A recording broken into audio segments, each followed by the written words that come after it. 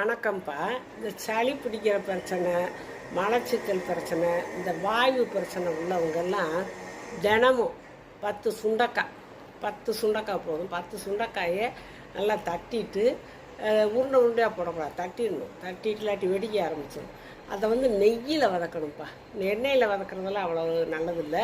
நெய்யில் வதக்கி சாப்பிட்டா தான் அதில் பலன் இருக்குது. அதனால் நெய்யில் வதக்கி கொஞ்சம் தண்ணியை ஊற்றி கூட கொஞ்சம் நேரம் மூடி வச்சு அதில் கொஞ்சம் உப்பு மஞ்சத்தூள் போட்டு வச்சுட்டு அதை பிசைஞ்சு டெய்லி இவ்வளோ ஒரு உருண்டை சாப்பிட்டுட்டு அப்புறம் நீங்கள் உங்கள் குழம்பு ரசம் தயிர் எதுனாலும் ஊற்றி சாப்பிட்டுக்கோங்க.